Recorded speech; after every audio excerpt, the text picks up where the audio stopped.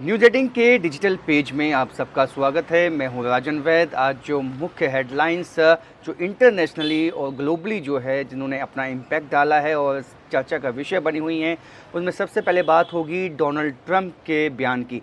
Donald Trump का एक बहुत ही अहम बयान सामने आया है। उनका कहना है कि मंडे यानी कि कल जो है वो ईरान के साथ पीस जो डील है वो साइन हो सकती है।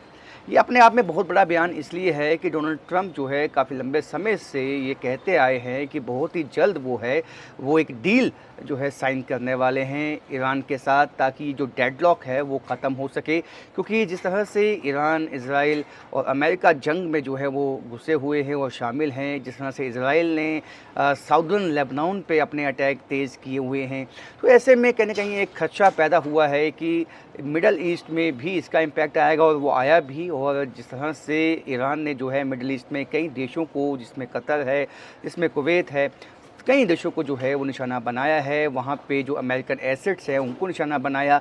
तो कहीं ना कहीं मुश्किलें जो हैं अमेरिका की भी बढ़ी हुई हैं, और अमेरिका भी अब चाहता है कि ये जंग लंबी नहीं खींचनी चाहिए और जल्द से जल्द जो है ये एक पीस डील जो है वो साइन होनी चाहिए। लेकिन ऐसे में इससे भी जो है कहीं ना कहीं खदशात ये भी हैं, क्या ईरान जो है वो वाकई ही इस पीस डील को साइन करने के लिए बिल्कुल तैयार है या नहीं है। क्योंकि ईरान ने कहा है कि अभी वो श्योर नहीं है, यानी कि पक्का नहीं है कि मंडे को ही ये जो है कोई डील साइन होगी। तो ऐसे में आप समझ सकते हैं कि एक मनोवैज्ञानिक दबाव जो है वो डोनाल्ड ट्रंप डालने में लगे हुए हैं ईरान पे, ताकि जल्द से जल्द जो है एक पीस डील जो है साइन हो सके और अमेरिका की शर्तों पे हो सके। इसके साथ साथ मैं आपको जो अन्य एक रिपोर्ट है इंटरनेशनली जो है, जो आज काफ़ी अहम चर्चा का विषय बनी हुई है, वो है इबोला वायरस।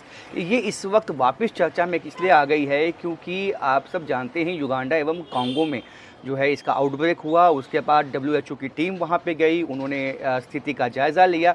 इसके बाद कुछ ट्रैवल रिस्ट्रिक्शंस जो हैं वो यूनाइटेड स्टेट्स की तरफ से लगाई गई हैं, अमेरिका की तरफ से लगाई गई हैं, जिस पे एतराज़ जो है वो युगांडा एवं कोंगो ने उठाया है। उनका कहना है कि जिस तरह से ये ट्रैवल रिस्ट्रिक्शंस लगाई गई हैं ये कतई सही नहीं है।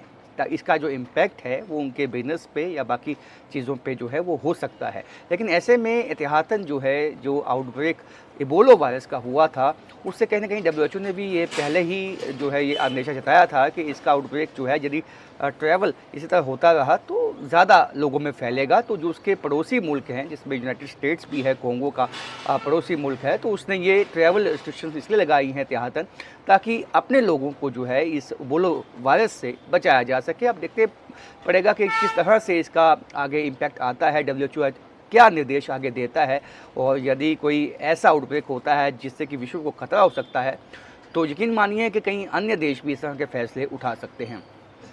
इसके साथ साथ तीसरी सबसे अहम रिपोर्ट है कि अमेरिका ने ये साफ कर दिया है, कुछ दिन पहले ही एक शिप में 3 क्रू मेंबर जो भारतीय मूल के थे और हिंदुस्तानी थे, वो उनको निशाना बनाया गया था, उनकी वहाँ मृत्यु हुई थी। उसके बाद से ही अमेरिका ने ये माना था कि स्ट्रेट ऑफ हॉर्मुज़ में जो भी उल्लंघना करेगा, जो भी अमेरिका ने ब्लॉकर लगाया है उन पे इसी तरह ही जो है वो कार्रवाई की जाएगी, जिसका कड़ा एतराज़ भी जो है हिंदुस्तान ने जताया था। लेकिन वापस जो है उनके मंत्री जो हैं उनका ये बयान आया है कि स्ट्रेट ऑफ हॉर्मुज़ में किसी भी तरह का जो उल्लंघना है, जो ब्लॉकेड है अमेरिका का, उसकी अगर कोई उल्लंघना करता है तो कोई भी देश है उसको बर्दाश्त नहीं किया जाएगा। यानी कि उन्होंने साफ कर दिया है कि इस तरह की कार्रवाई आगे भी होती रहेगी। तो आप देख सकते हैं कि कड़े जो तेवर है वो इस वक्त अमेरिका ने अपनाए हुए हैं इस मुद्दे पर। इसके साथ साथ कई अहम रिपोर्ट्स हैं इंटरनेशनली, जिसमें पीओके में जो एट्रोसिटीज़ हैं, जो जुल्म वहाँ के लोगों पे हुआ है, उसके ख़िलाफ़ चाहे बात की जाए, क्योंकि वहाँ पे जो वहाँ की अवामी एक्शन कमेटी है, जॉइंट अवामी एक्शन कमेटी, जिन्होंने ये प्रोटेस्ट जो है वो छेड़ा हुआ है, उन्होंने भी ये साफ कह दिया है कि जब तक उनकी मांगें नहीं मानी जाएंगी तब तक उनका ये प्रोटेस्ट चलता रहेगा। लेकिन ऐसे में जिस तरह से लोगों को वहाँ पे जो हैं गोलियां दागी गई उन पे, जिसमें कई लोगों की मौत हुई है, उससे गुस्सा ना केवल पीओके के लोगों में है, बल्कि यहाँ जो है यहाँ भी लोगों में कहीं जो जिनके रिलेटिव्स वहाँ रहते हैं उनमें भी काफ़ी गुस्सा है।